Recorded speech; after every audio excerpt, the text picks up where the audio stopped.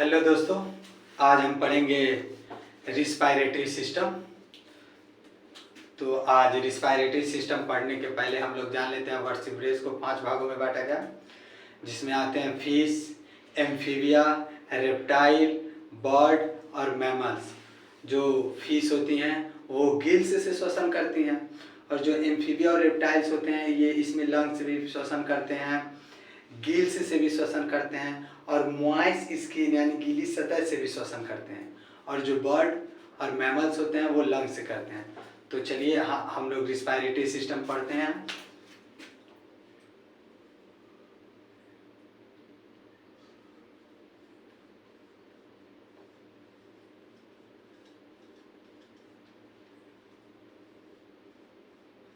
Respiratory system, तो पहले हम लोग इसके अंगों के बारे में पढ़ेंगे। रिस्पायरेटरी सिस्टम के अंगों के कि जो ऑक्सीजन या कार्बन डाइऑक्साइड या जो भी वातावरण का गैस होता है हमारे शरीर में किस रास्ते जाता है और कहाँ कहाँ से होके जाता है, और उसके लिए इतने रास्ते क्यों बनाए गए हैं।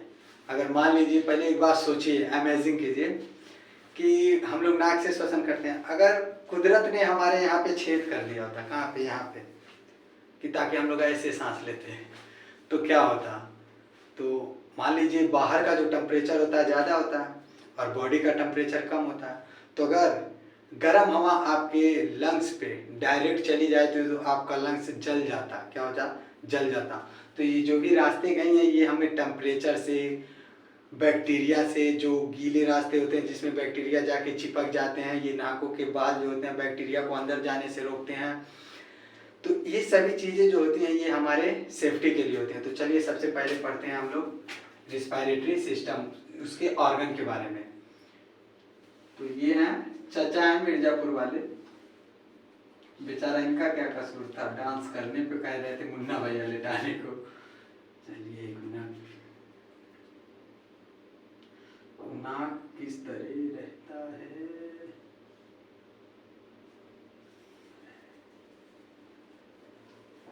ये चाचा हैं, कोई बात नहीं, बनाने नहीं आता यार हमको स्ट्रक्चर।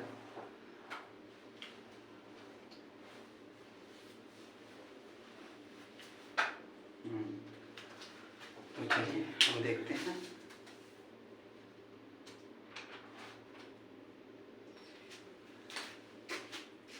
यहाँ पे जो ये स्टार्टिंग का मतलब ये जो होता है इसको बोलते हैं एक्सटर्नल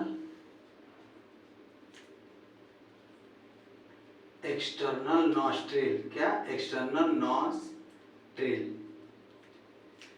और ये जो रास्ता होता है, ये जो जाने के लिए रास्ता होता है इसको बोलते हैं नेजल पैसेज। नेजल पैसेज यानी नाक का रास्ता बोल सकते हैं आप लोग इसको। हाँ, यहीं पे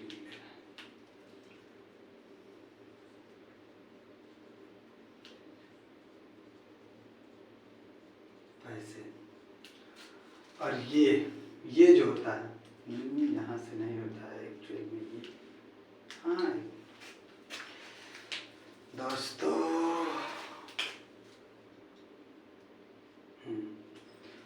जैसे आप लोग एक बात कहें, ऐसे हाथ रखिए, अभी तो कड़क मिलेगा लेकिन जिससे अंदर जाएंगे वो हल्का सा नरम मिलता है जहाँ पे दबता है। तो जहाँ पे दबता है उसको बोलते हैं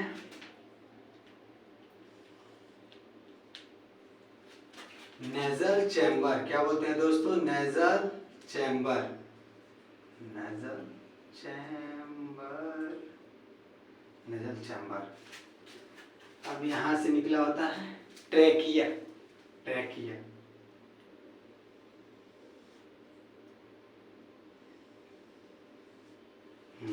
ये हो गया ट्रैकिया आपका।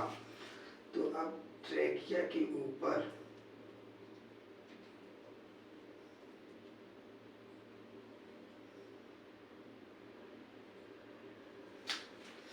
ट्रैकिया के ऊपर पाया जाता है। तो अब क्या हो गया? नेजल चैम्बर हो गया। इसके ऊपर पाया जाता है पेरिक्स। क्या पाया जाता है? पेरिक्स, जो यहाँ पे होता है, हम दर्शा दे रहे हैं आपको।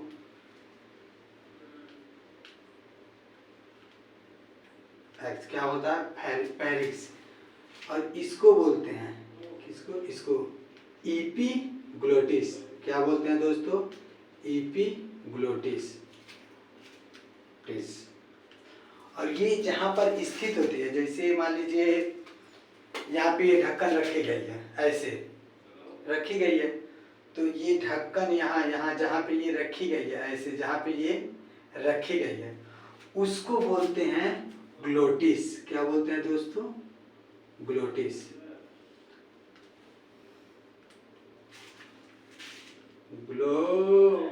अरे भैया ग्लोटिस। अब यहाँ पर पाया जाता है हम लोगों का क्या, देखिए क्या पाया जाता है।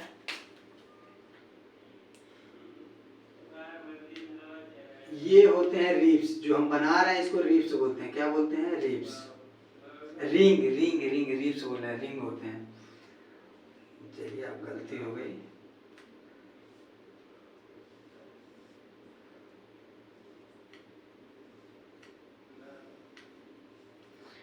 चलिए कोई बात नहीं, जल्दी जल्दी बना दे। हाँ, तो अब इसको बोला जाता है लैरिक्स। क्या बोला जाता है, लैरिक्स। लैरिक्स। और इसको बोला जाता है ट्रैकिया। क्या बोला जाता है, ट्रैकिया। हाँ, तो दोस्तों एक काम करते हैं, आप लोग को एक टिक बताते हैं। यार कपड़ा रखे थे,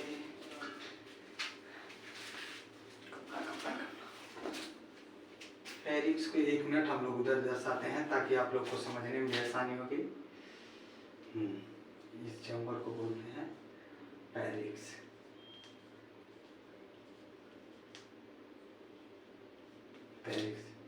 तो इन दोनों को 1 मिनट के लिए छोड़ दिया जाए, यानी इसको छोड़ दीजिए पहले।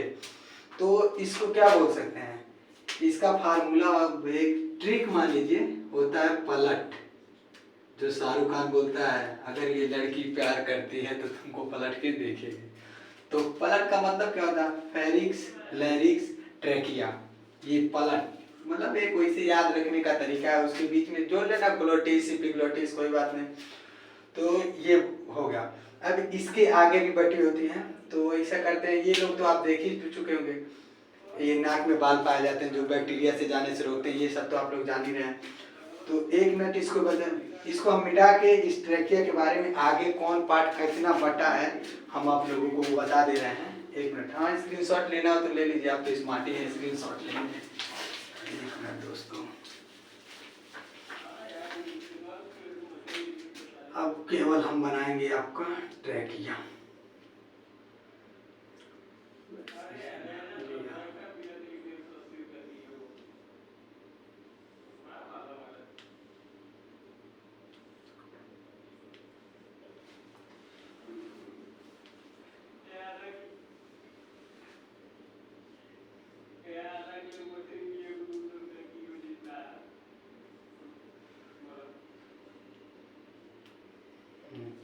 अब ये भी आगे जाके बढ़ जाता है 2 पार्टों में। कितने, 2। फिर ये भी आगे जाके बढ़ जाता है 2 पार्टों में। कितने, 2। फिर ये भी आगे जाके बढ़ जाता है 2 पार्टों में। अभी देखते रहिए आप।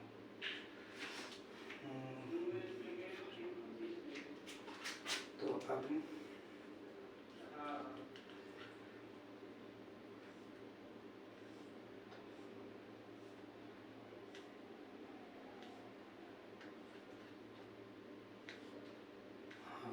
अब देखिए, तो आप लोगों ने इसको तो पता ही है, इसको बोलते हैं लैरिक्स। क्या बोलते हैं, लैरिक्स।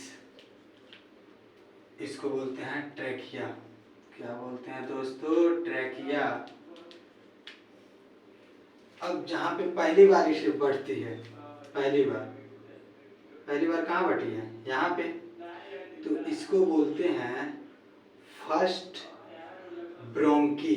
क्या बोलते हैं, ब्रोंकी। और जब ये दूसरी बार बढ़ती है तो इसको बोलते हैं सेकेंड ब्रोंकी। बहुत इजी है, आप लोगों को नाम तो तुरंत याद हो जाएगा। कोई बात नहीं, सेकेंड ब्रोंकी। और जहाँ पर तीसरी बार बढ़ती है उसको बोलते हैं थर्ड ब्रोंकी। क्या बोलते हैं दोस्तों? Third bronchi, bronchi. अब जहाँ पर ये चौथी बार बढ़ती है, चौथी बार, तो उसे फोर्थ ब्रोंकी नहीं कहते, उसको बोलते हैं इनियल ब्रोंकीओल। क्या बोलते हैं? इनियल, हाँ इनियल ब्रोंकीओल। और जहाँ पर ये लास्ट टाइम बढ़ती हैं, लास्ट टाइम यहाँ पर एक मिनट, हाँ रुकिए दोस्तों, इनियल ब्रोंकीओल। अब जो ये बढ़ती हैं इसको बोलते हैं एक्सटर्नल ब्रोंकीओल।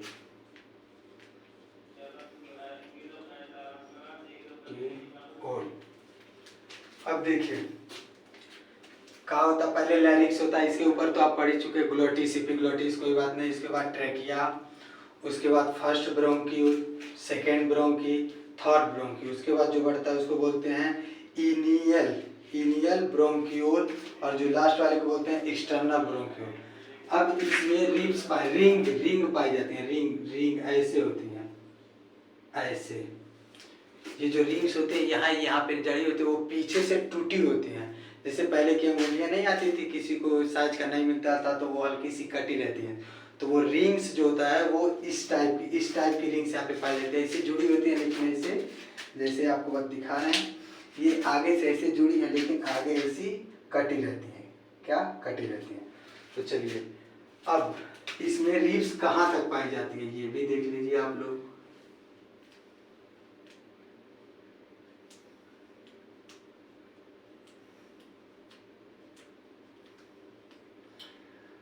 जिंदगी एक सफर है सुहाना, यहाँ कल क्या हो किसने जाना। हाँ, ये जो रिंग्स होती हैं ये पाई जाती हैं ट्रेकिया से लेकर इनियल ब्रोंक्यूल के पास। जो लास्ट का एक्सटर्नल ब्रोंक्यूल होता है यहाँ पे रिंग्स नहीं पाई जाती। ये क्वेश्चन में जो पेपर होते हैं नीट के या कुछ ये भी पूछ सकता है कि रिंग्स किस पार्ट में नहीं पाई जाती है, तो कौन होता है वो? External bronchiole. अब एक्सटर्नल जो ब्रोंक्यूल होता है वो किससे जुड़ा होता है, हम आपको बता दे रहे हैं।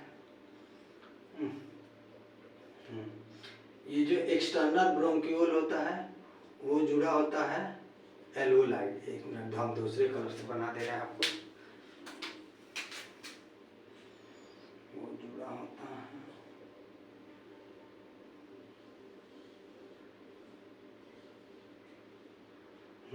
ये होता है एल्वोलाइड। जो कहाँ पे पाया जाता है? हम लोग के लंग्स में पाया जाता है। जो सबसे, मान लीजिए लंग्स में, ये जहाँ पर गैसों का आदान प्रदान होता है उसे कहते हैं एल्वोलाइड। क्या कहते हैं? एल्वोलाइड। तो इसको बोलते हैं दोस्तों एल्वोलाइड। और ये जो होता है ये एल्वोलाइड डक्ट होता है, एल्वोलाइड डक्ट। अब यहाँ पर होता है गैसों का आदान प्रदान। तो आप लोगों ने देख लिया कि हमारी जो हम श्वसन करते हैं वो कहाँ से हो के गुजरती हैं। चलिए स्क्रीनशॉट ले लीजिए। हाँ, तो हम लोग देख चुके हैं कि जो ऑक्सीजन होती है वो कहाँ कहाँ से होके जाती हैं। अब हम बताएंगे कि जब हम लोग सांस लेते हैं तो जो हमारा थोरेसिस चेम्बर होता है इसका आयतन कब बढ़ता है, कब घटता है, कब अग्र पक्ष में भी, मतलब इंटीरियर पोस्टीरियर में कब विकास होता है और कब डॉर्सल वेंट्रिकल में विकास होता है, मतलब बढ़ता घटता है। तो चलिए आइए देखें। पहले आप लोगों को हम बता दे रहे हैं कि जो थोरेसिस चेम्बर होता है वो कितने लेयरों से मिलकर बना होता है, क्योंकि ये बहुत ज़रूरी बात है। क्योंकि हम लोग जानते हैं कि हमारा लंग्स फूलता है तब सीना उठता है, ये बिल्कुल गलत है। हमारा सीना, ये जो सीना हम लोग थोरेसिक चेम्बर बोलते हैं, ये आगे उठता है, उसके बाद लंग्स उसके पीछे पीछे जाता है। और वो किसकी कारण जाता है? जो हमारा थोरेसिक चेम्बर होता है इसमें बीच में पाया जाता है एयर टाइट, जो एकदम पैक्ड होता है उसमें ना ही हम सांस जो लेते हैं वो एयर जाता है, ना ही वो एयर बाहर निकल सकता है। वो जब हम अपने माँ के पेट में रहते हैं तभी वो एयर वो बन के पैक्ड होता है। जैसे ये कमरा है, अगर इसका एक एक छिद्र बंद कर दिया जाए, हवा न आए, तो इसकी कमरे के अंदर की वस्तु अपने आप टेढ़ी मेढ़ी होने लगेंगी उस हवा के चलते। तो जो हमारा ये थोरेसिक चेंबर होता है वो सेम उसी। एक बात कीजिए, आप फील करिए, आप बिना सांस लिए सीने को ऊपर उठाइए, सांस मत लीजिए, आपका सीना उठ जाएगा। लेकिन आप ऐसा कीजिए, सांस लीजिए और सीना ना उठे, ऐसा हो ही नहीं सकता। अब जब सांस लेंगे तो थोरेसिक चेंबर उठेगा, लेकिन अगर बिना सांस के आप थोरेसिक चेंबर उठाना चाहे तो उठा सकते हैं। तो इसका मतलब ये, जब हम सांस लेते हैं उसके वजह से थोरेसिक चेंबर हमारा नहीं उठता। जब थोरेसिक चेंबर उठता है तब हमारे फेफड़े उसके पीछे, जैसे देखिए यहाँ पे ऐसे थोरेसिक चेंबर आगे आगे, लंग्स पीछे पीछे। क्या? थोरेसिक चेंबर आगे आगे, लंग्स पीछे पीछे। ये नहीं कि ये इसको नहीं ढकेलता, नहीं, ये आगे आगे चलता है, वो पीछे पीछे। तो चलिए हम लोग देखते हैं थोरेसिक चेंबर का लेयर कितना होता है। तो यहाँ पर पहले पाया जाता है थोरेसिक चेंबर।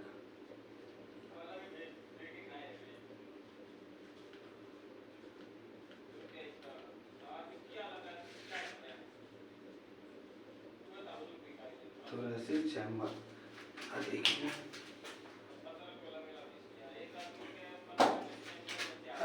इनके बीच में इसे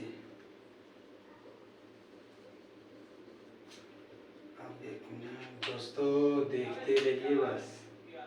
रेड वाला किधर है? रेड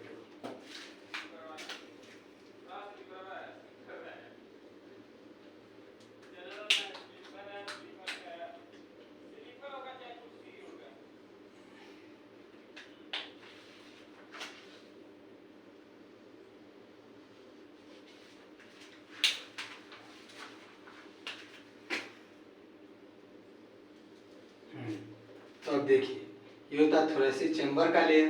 किसका? थोरेसिक चेंबर का। और ये जो बीच में आप लोग नीला देख रहे हैं, ये होता है एयर टाइट। Air tight. इसी के चलते जो हमारा ये थोरेसिक चेंबर होता है ऊपर की तरफ पीछे की तरफ उठता है, इसी एयर टाइट की वजह से। अब ये जो रेड वाली लाइन आपको देख रहे हैं, इसे कहते हैं आउटर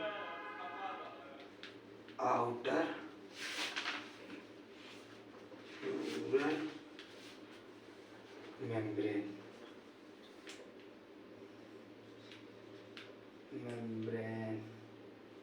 और इसमें पाया जाता है ये नीला वाला जो है फ्लूरल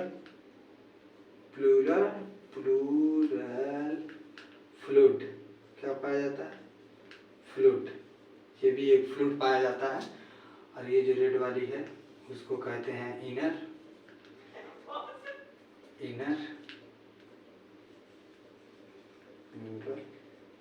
मेम्ब्रेन।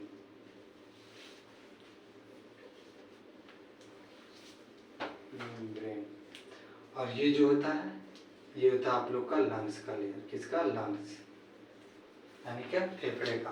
तो ये हम लोग पढ़ लिए थोरेसिस में कितनी चेंबर होती हैं, किसके चलते उठती हैं, तो ये आप लोग देख लीजिए। चलिए, आप लोगों ने, हमें भरोसा है कि स्क्रीनशॉट ले लिया होगा। अब थोरेसिस चेंबर क्या होता है देखिए। एक होता है इंटरकोस्टल मसल, जो जानते हैं हमारे रिब्स के बीच में पाया जाता है। जैसे हम आपको यहाँ पे बना दे रहे हैं,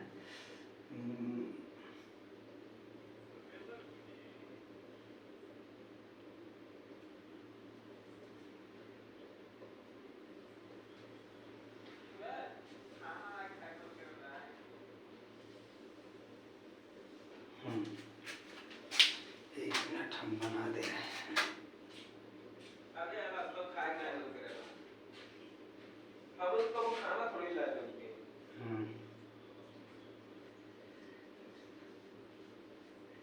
जल्दी जल्दी बना दे रहे हैं, कोई बात नहीं।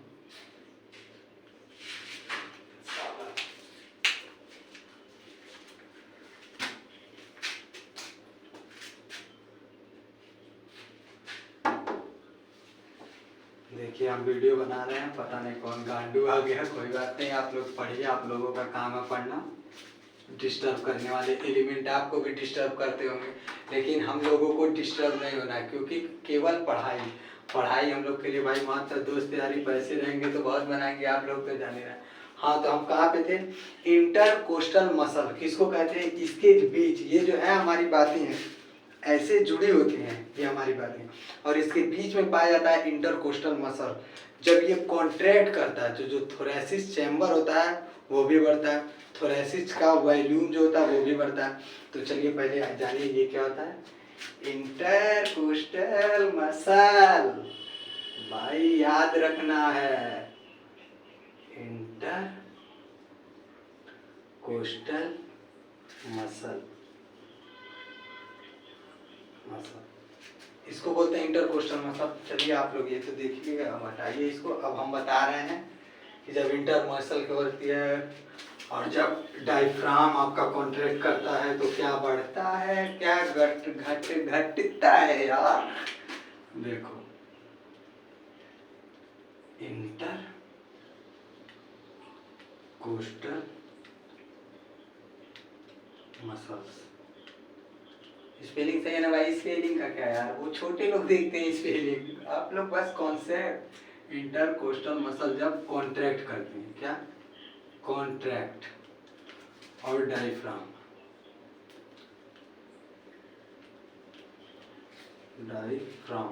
कॉन्ट्रैक्ट करता है तो होता क्या है? आप लोगों ने एक गाना सुना होगा, कौन सा? धक धक करने लगा। अब रहने दीजिए, आगे मत गाइए, पता है हमें आपको गाना याद है। तो आप जब वो गाना देखते हैं, जब धक धक करने लगा, तो वो जो धक धक करता है उसका जो पोज होता है, हम बता दे रहे हैं, कोई बात नहीं यार। ऐसे जो धक धक करता है उनका, ये क्या होता है?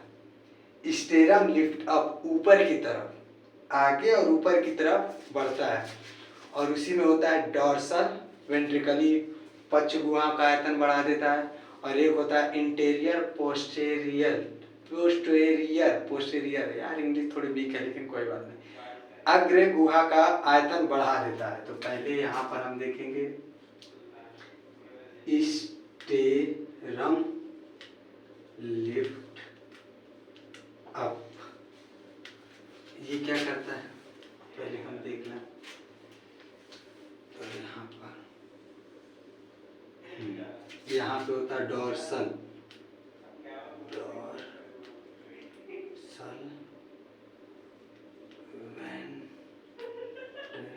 वेंट्रिकली, तो यहाँ होता है इंटीरियर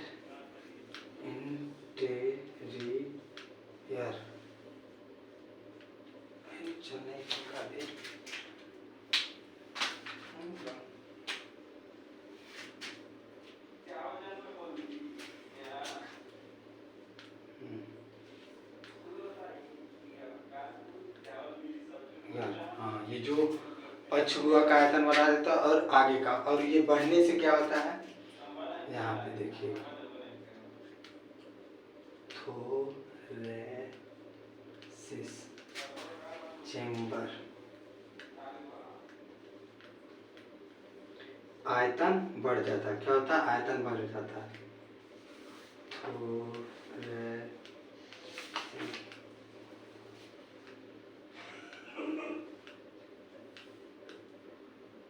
थोरेसिक वॉल्यूम भी बढ़ जाता है, और होता है एक जो हम नीले से लिखेंगे ताकि आप लोग अच्छे से समझ लें,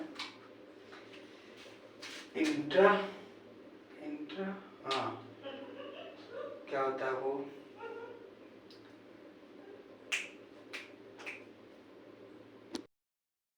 हाँ पल्मोनरी प्रेशर, क्या होता है? पल्मोनरी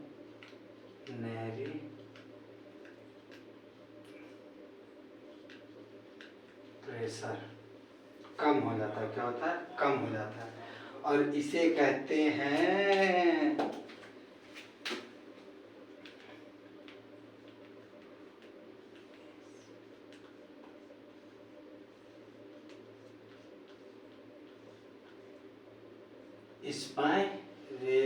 इंस्पायरेशन, ये सभी क्रियाएं होती हैं इंस्पायरेशन में। जब हम सांस अंदर की तरफ लेते हैं तो लिफ्ट अप, यानी हमारा ये जो चेस्ट होता है वो आगे और ऊपर की तरफ बढ़ जाता है। जैसे आप नॉर्मली खड़े हुए सांस लीजिए, ऊपर और आगे दोनों तरफ बढ़ा, जिसको डोर्सल वेंट्रिकल, पीछे भी इसका आयतन बढ़ता है, और इंटीरियर पोस्चर अग्र, जो अग्र पश्चभुजा कहते हैं उसको भी, और पीछे भी, दोनों का आयतन बढ़ जाता है। और जब आयतन बढ़ेगा तो जो थोरेसिस चेंबर होता है वो भी ज़्यादा हो जाता है। और कैसे, जो डायफ्राम होता है, देखिए हम आपको बताना भूल गए थे, जो डायफ्राम होता है जब हम रिलैक्स होते हैं तो गुंबद के आकार का होता है, कैसे, ऐसे। और जब हम सांस लेते हैं तो ये हल्का सा ऐसे हो जाता है, कैसे, ऐसे। हाथ को देखिए पहले, चलिए, नॉर्मल गुंबद के आकार ऐसे। और जब ये नीचे की तरफ जाता है तो उसका पूरा आयतन बढ़ जाता है, वॉल्यूम बढ़ जाता है, लेकिन पल्मोनरी प्रेशर कम हो जाता है। तो ये जो होता है वो नीचे की तरफ, और जब हम रिलैक्स होते हैं तो फिर वही गुंबद के आकार का हो जाता है। तो हाँ, ये देख लीजिए। तो ये देखो, अब हम इंस्पायरेशन पढ़ रहे थे, अब हम पढ़ेंगे एक्सपायरेशन में क्या होता है। ज़्यादा कुछ नहीं, बस यहाँ पे कॉन्ट्रैक्ट की जगह रिलैक्स लगाना है आपको। क्या करना है, कॉन्ट्रैक्ट की जगह रिलैक्स, रिलैक्स ब्रो, रिलैक्स। स्टेरम लिफ्ट अप, ऊपर की तरफ जा रहा है, अब वो डाउन होगा। क्या होगा, डाउन। जब हम सांस छोड़ेंगे तो क्या होगा, डाउन। तो इसको यहाँ पे कर लेना भाई, डाउन, डाउन।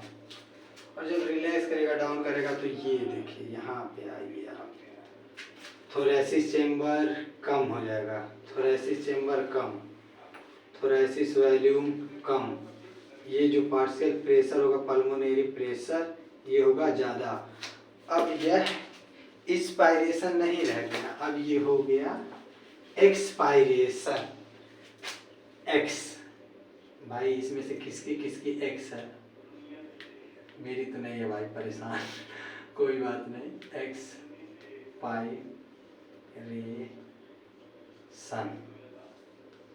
एक्सपायरेशन। तो आप लोग तो स्क्रीनशॉट लेने में माहिर हैं। चलिए, हाँ, तो हम लोगों ने देख लिया। अब हम लोग देखेंगे टाइडल वॉल्यूम होता है, inspiration reserve volume, expiration reserve volume, और रेजिड्यूल रिजर्व वॉल्यूम। हमारे जो फेफड़े की कैपेसिटी होती है, जैसे हम नॉर्मली जो खड़े रहते हैं तो जो सांस लेते हैं, जैसे ऐसे लिए, ऐसे छोड़ दिए, तो उसे बोलते हैं टाइडल वॉल्यूम, जो कितना होता है, 500 होता है। हम लोग जो इंस्पायरेशन रिजर्व वॉल्यूम करते हैं, जैसे सांस ले ली, जिसके बाद हम सांस न ले सकें, क्या, जिसके बाद हम सांस न ले सकें, उसका वॉल्यूम कितना होता है, 2500 से 3000 तक होता है। और जो होता है एक्सपायरेशन, यानी कि छोड़ दिए, तो कितना होता है, वो होता है 1000 से 1100। और एक होता है आरबी, रेजिड्यूल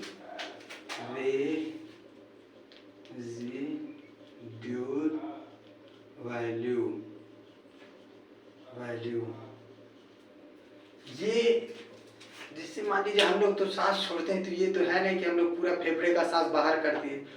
जो ये होता है, ये हम लोग के फेफड़े से कभी बाहर नहीं निकलता, और ये हमारे अंदर कब जाता है, जब बच्चा पैदा होता है तो अम्लिकाइड से जुड़ा होता है, प्लेसेंटा से। तो प्लेसेंटा काटने से पहले उस बच्चे को जब रब किया जाता है, या जब वो बच्चा रोता है और एक बार सांस लेता है, तो वो सांस ये जाता है, और ये उसी समय, उसी टाइम ये उसका फेफड़ा सिकुड़ा रहता है। जब उसी पहली बार वो सांस लेता है, तो ये जो होता है रेजिडुअल वॉल्यूम, वो वहाँ पे चला जाता है, और उसके बाद वो कभी नहीं निकलता। उसके बाद जो निकलता है इंस्पायरेशन रिजर्व वॉल्यूम जाता है, इंस्पायरेशन रिजर्व वॉल्यूम। जैसे मान लीजिए, आप लोगों ने सुना होगा, मान लीजिए कोई बच्चा हो, अगर पेट में ही मर जाए या पैदा होते ही मर जाए, तो उसे अगर पता करना हो कि ये लड़का, मान लीजिए कोई डॉक्टर है, पैदा किया, मरा किया कि नहीं किया, अगर आप उसका जांच करना चाहते हैं, तो अगर आप केस करते हैं उसके ऊपर, तो उसका जो पोस्टमार्टम होता है उसमें क्या किया जाता है, यही जो फेफड़ा होता है उसको निकाल कर बाल्टी के पानी में डाल दिया जाता है। अगर वो फेफड़ा डूब गया यानी वो अपनी माँ के पेट में ही मर गया था, लेकिन अगर वो फेफड़ा ऊपर आ गया, ऊपर यानी कि वो पैदा होने के बाद मरा। क्यों? क्योंकि वो फेफड़ा ऊपर तभी आता है जब उसमें रेजिड्यूल वॉल्यूम होता है, और वो पहली बार सांस कब लेगा? जब बाहर निकलता है। तो चलिए अब हम बताते हैं टाइटल वॉल्यूम कैसा होता है, इंस्पायरेटर रिजर्व वॉल्यूम। चलिए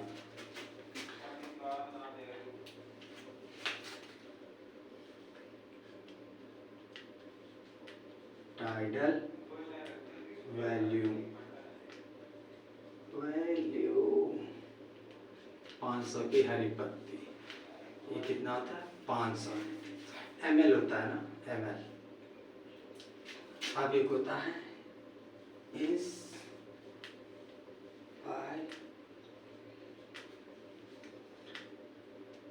इंस्पायरेटरी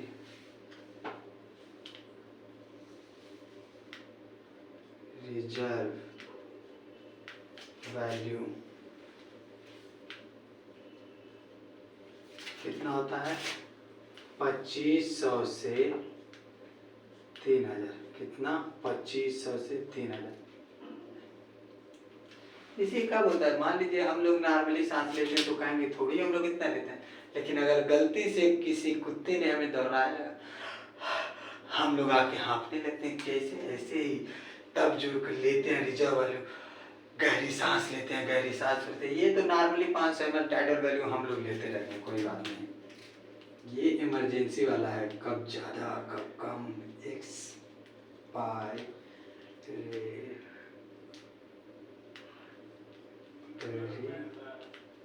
रिजर्व वॉल्यूम ये होता है 1000 से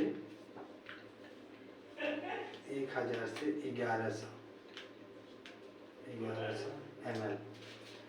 अब जो होता है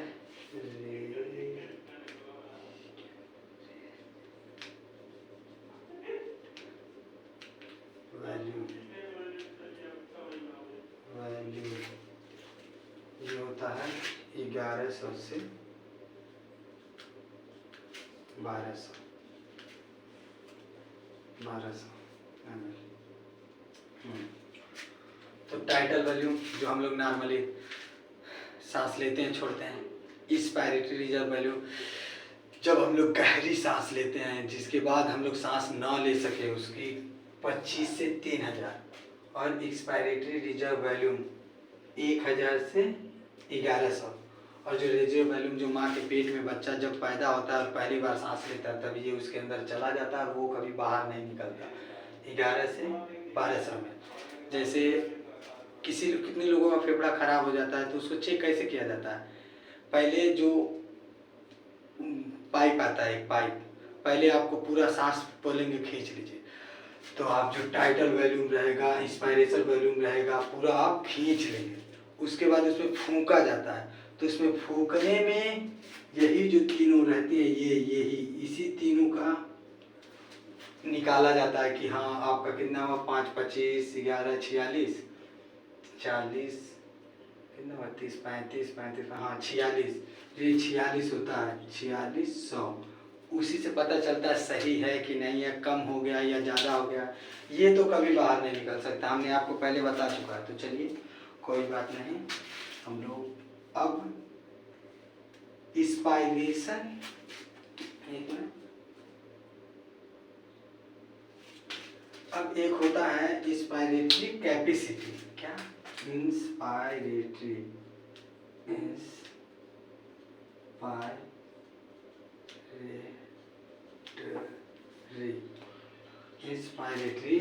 कैपेसिटी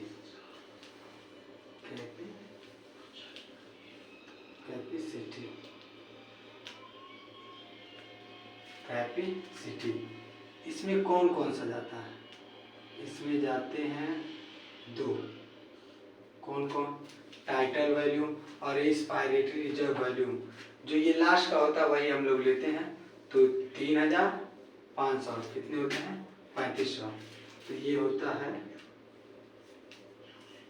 3500 ये होता है 3500 ml।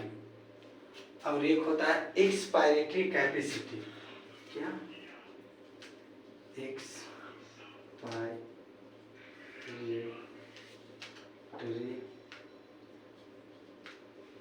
कैपेसिटी। इसमें कौन कौन सा जाता है? इसमें जाता है टाइटल वैल्यू और एक्सपायरेशन हो जाता है। इसके पास कितना हो गया? 5, 11, 16, तो ये होता है 1600 ml। अब एक होता है टाइडल वैल्यू। कौन सा? टाइडल। तो इसमें ये तीनों आ जाएंगे, टाइडल, टाइडल टी टी, तीनों तीनों तीनों, टाइडल टी टी तीनों, टाइडल, टाइडल वैल्यू, वैल्यू तीनों को 11 पहले यहाँ पे 35, 11, 46, ये होता है 4600 ml। अब एक होता है, एक मैं बता रहा हूँ,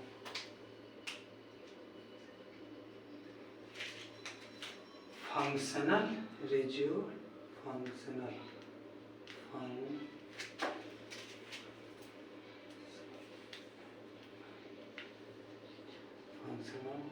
रिजर्व वैल्यू, वैल्यू ये कौन कौन सा होता है? एक मिनट दोस्तों, ये कौन कौन सा होता है? ये मिल के बनता है एक्सपायरेटरी, एक्सपायरेटरी और रेजिड्यूल वैल्यू मिल के बनाता है फंक्शनल वैल्यू। और पूछा जाए total, total lungs capacity, capacity तो कितना होगा? 5, 35, 46, 46 12 भाई 46 12 0 0 और 5800 होते हैं, 5800 ml। चलो दोस्तों आप लोग ये देख लीजिए। हाँ तो आप लोगों ने देख लिया। अब कितने आप लोगों को पहले वीडियो में बताया हूँ कि जो ऑक्सीजन होती है वो 97% हीमोग्लोबिन से, 3% प्लाज्मा से मिलके जाती है, और जो कार्बन डाइऑक्साइड है वो 70% जाके बनाती है आगे HCO3 माइनस, और जो 20 से 25% होती है हीमोग्लोबिन से, और 7% जो होती है प्लाज्मा से। एक बार वैसे हम बता दे रहे हैं क्योंकि यहाँ पे जरूरी है, इसी के बारे में हम लोग पढ़ेंगे। PO2 100% है तो किससे जाएंगे? भाई मारो मुझे, मारो नहीं, मजाक हो रहा है, नहीं भाई पढ़ाई हो रही है। तो 97% जाता है O2 हीमोग्लोबिन से मिलकर, और 7% जाता है प्लाज्मा से। किससे? प्लाज्मा। और यहाँ पर CO2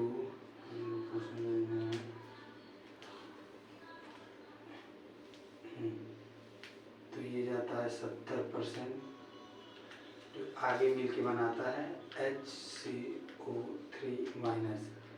20 से 25% जाता है हीमोग्लोबिन से, CO2 प्लस हीमोग्लोबिन जो बनाता है कार्बन मीनो हीमोग्लोबिन, और ये होता है 7% जो जाता है प्लाज्मा से, प्लाज्मा से,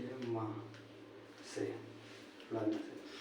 अब हम देखेंगे कि ये कोशिका के पास कैसे जाता है, निकलता है, टूटता है, लंग्स के पास जाता है। नॉर्मली ये तो हमने पहले भी पढ़ा चुका है, लेकिन रिवाइज करना जरूरी था क्योंकि जो वीडियो नहीं देखे होते हैं उनको। तो चलिए यहाँ पे हम लोग बना लेते हैं लंग्स। क्या बना लेते हैं? वो तेरी के ये लंग्स है क्या है भाई? अच्छा तो हम चलते हैं, फिर कब मिलोगे जब तुमको होगे, कल मिले या परसों नहीं नरसों। चलिए ये आपका हो गया लंग्स। क्या हो गया? Lungs, lungs. ये हो गई आपकी सेल। आपको पता है ये कि पूरी बॉडी किसकी बनी है, सेल की। तो अब एक नॉर्मली इससे हम लोग नस बना देते हैं।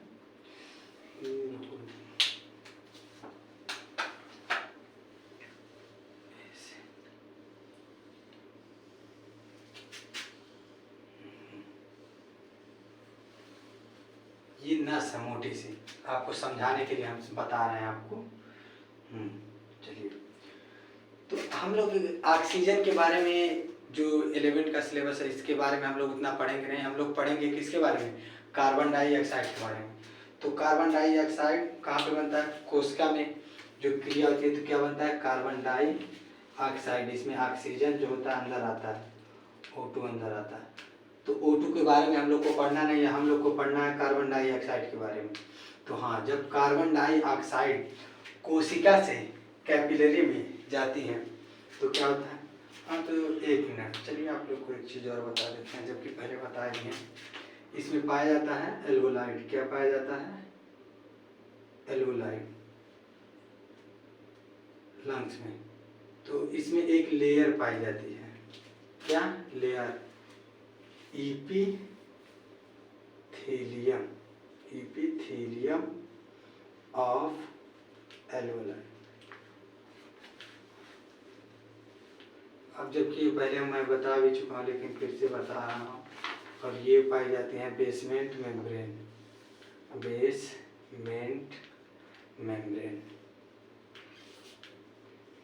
ब्रेन।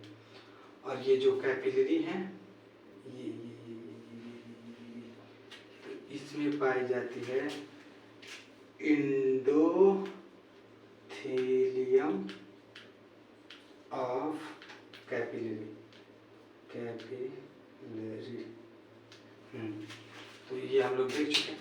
तो जब हम लोग ऑक्सीजन के बारे में पढ़ेंगे नहीं तो कार्बन डाइऑक्साइड के बारे में। तो जब कार्बन डाइऑक्साइड जो 100% इसमें से निकलती है, वो हम लोगों ने पहले पढ़ा था 7%। कितने, 7% जाती हैं प्लाज्मा से। किससे, प्लाज्मा से। जबकि ऑक्सीजन जाती है 3%। क्यों, क्योंकि ऑक्सीजन से ज़्यादा घुलनशील होता है कार्बन डाइऑक्साइड। अब जो ये 93 बचता है, कितना, 93, वो 20 से 25%, कितना, 20 से 25% जाता है कार्बन डाइऑक्साइड हीमोग्लोबिन से, जो आगे बनाता है कार्बोमिनो, ऐसे लिख दे रहे हैं, कार्बोमिनो हीमोग्लोबिन। और जो 70%, कितने, 70%, हाँ 70% जाता है, वो तेरी के 70%, तो 70% जाती हैं आपका कार्बन, 70% जाती है CO2 जाती है H2O से। किससे, H2O से। इसका होता है कार्बन एनहाइड्रेट, सी साथ में लिख रहे हैं कार्बन एनहाइड्रेट। तो ये आगे जाके बनाती है H2CO3। फिर ये आगे इसका होता है Ca, फिर से होता है कार्बन एनहाइड्रेट, तब बनाती है ये HCO3- और निकलता है H+।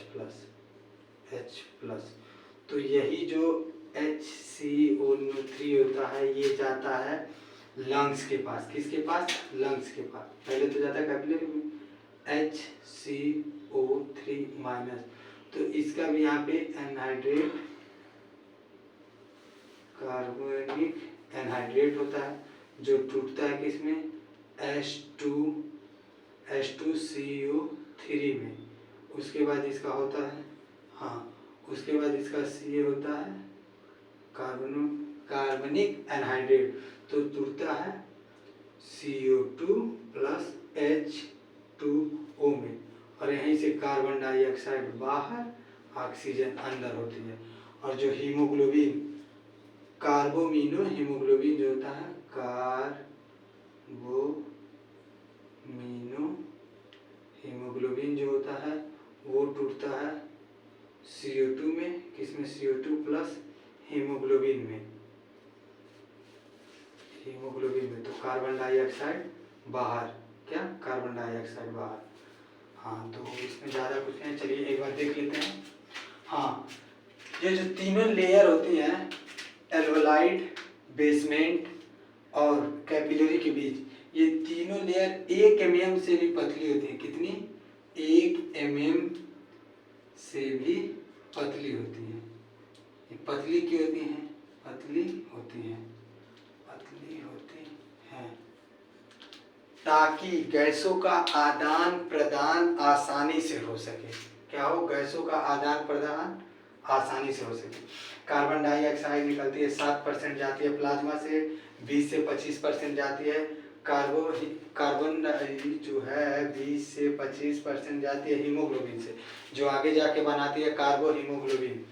70% CO2 जाता है H2O से मिलकर, जो इसका कार्बोनिक एनहाइड्रेट होता है जो टूटता है H2CO3 में। उसके बाद कार्बोनिक एनहाइड्रेट होता है जो टूटता है HCO3 माइनस में, और H+ बाहर निकलती है। तो ये जाता है कोशिका के पास, यानी लंग्स के पास। तो इसका फिर से कार्बनिक एनहाइड्रेट होता है तो टूटता है H2CO3 में।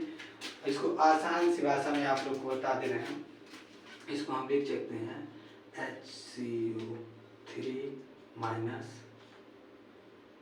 का होगा कार्बनिक एनहाइड्रेट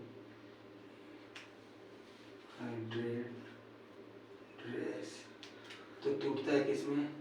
H2CO3 में। फिर इसका होता है Ca कार्बनिक एनहाइड्रेट, तो टूटता है किसमें?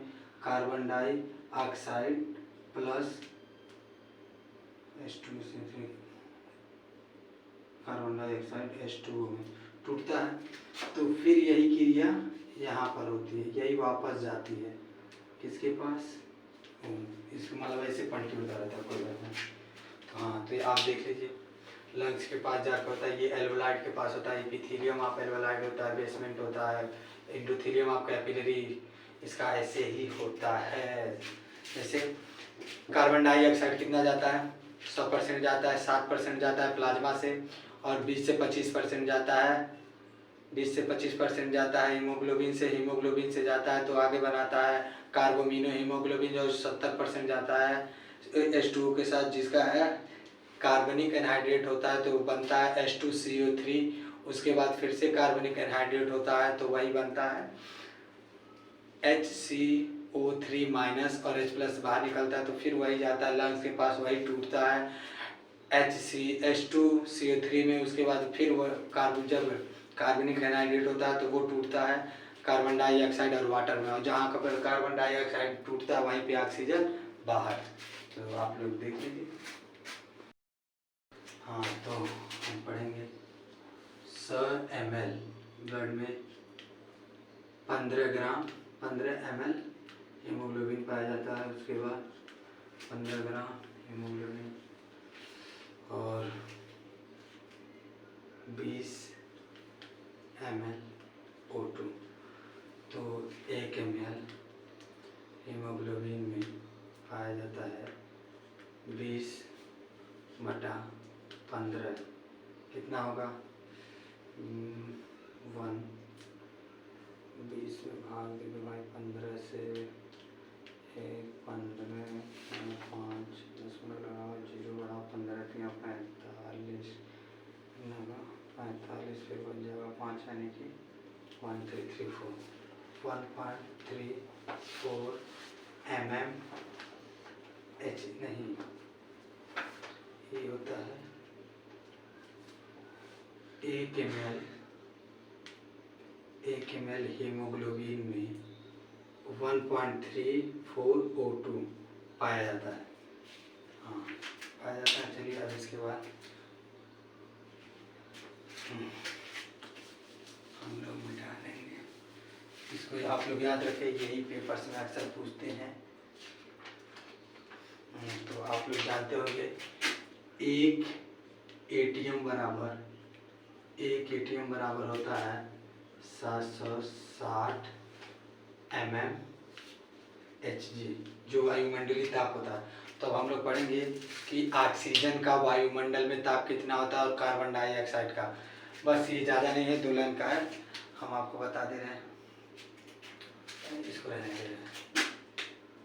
760 वायुमंडलीय ताप में ऑक्सीजन कितने परसेंट पाया जाता है? आप लोग बताइए कि वायुमंडलीय ताप में ऑक्सीजन कितने परसेंट पाया जाता है? 21%। कितने? 21%। तो 21%, तो यहाँ पे जो होगा इसका हो जाएगा, पूरा करिए आप लोग, करिए अपने मोबाइलों से। तो परसेंटेज कैसे निकाला जाता है?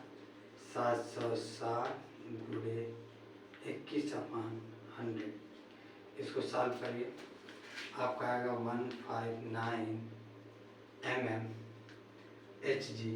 ये होता है ऑक्सीजन का वायुमंडलीय ताप। और 760 में करिए, कार्बन डाइऑक्साइड कितने परसेंट पाया जाता है? आप लोग बताइए, आप लोग तो पढ़े हैं। कार्बन डाइऑक्साइड 0.03%, परसेंटेज निकालेंगे 760।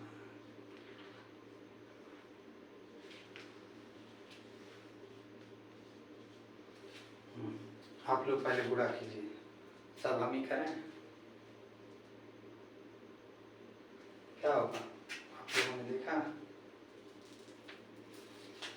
आंसर आएगा 3 mmHg। ये बस आपको ऐसे याद रखना है कि ऑक्सीजन का, CO2 का। चलिए, अब इसके आगे हमें नहीं लगता है कुछ होगा, तो आज का चैप्टर यहीं तक। चलिए, धन्यवाद।